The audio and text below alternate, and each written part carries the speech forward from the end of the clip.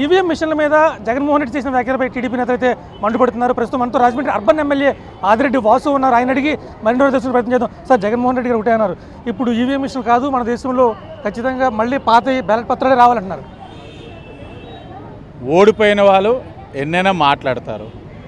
నేను చెప్తా ఉన్నాను కదా, జైలులు ఎన్నైతే కట్టాల్సి వస్తుందో దానికి సరిపాటిగా ఇప్పుడు పిచ్చి ఆసుపత్రులు కూడా ఎక్కువ కట్టాల్సి వస్తుంది. మాకు ఒకరికొకరు ఏం మాట్లాడుతున్నారో అర్థం కావట్లేదు. అందరికీ తెరం తప్పేసింది.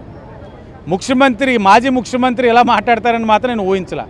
మరి 2019లో మీరు నెగ్గినప్పుడు తొళ్ళగొట్టారు, ఇప్పుడేమో బేదేడుపులు ఏడుస్తూ ఉన్నారు. ఈవీఎంలు కాదు బ్యాలెట్ పెట్టాలని.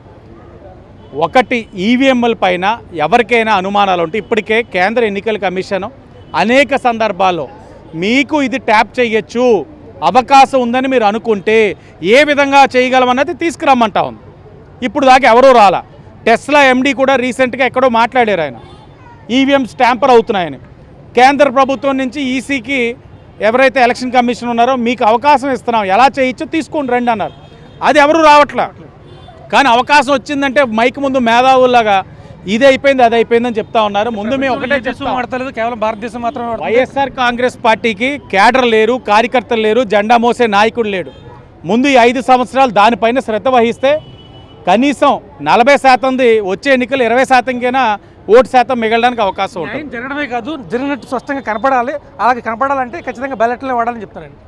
ఎవరికి న్యాయం జరగలేదండి. ఆయనకి ఇప్పుడు ఎందుకు అన్యాయం జరిగిందని భావిస్తూ ఉన్నారంటే, ఋషికొండలో రాష్ట్రం అసలే ఇబ్బందిగా ఉంటే కోట్ల రూపాయలు వెచ్చించి మంచి ప్యాలెస్ కట్టుకున్నారు, అదొక బాధ. ఇప్పుడు తాడేపల్లిలో చూసాం, ఆయనకి ఆ బాధ నుంచి ఇంకా ఆ ఫోబియా నుంచి ఇంకా రాలా. ఇప్పుడు వాస్తవాలు బయటకు వచ్చింది. తాడేపల్లి ఇంటి చుట్టూ సెంట్రల్ జైలు మాదిరిగా రాజమండ్రి సెంట్రల్ జైలు తలపిస్తూ ఉంది. ఇవన్నీ ఇప్పుడు ఏవి ఉండవు. ఆయన మామూలు సామాన్య ఎమ్మెల్యే కింద తిరగాలి. అవన్నీ ఆయన గుండెల్లో రైలు పరిగెడుతున్నాయి. అందుకే ఆ బాధతో వచ్చిన మాటలు, కానీ దాంట్లో వాస్తవాలు లేవు. ఇది మొత్తం చూసుకుంటే జగన్మోహన్ రెడ్డి ఇప్పుడు సాధారణ ఎమ్మెల్యే అనే విషయాన్ని తను జీర్ణించుకోలేకపోతున్నాడు.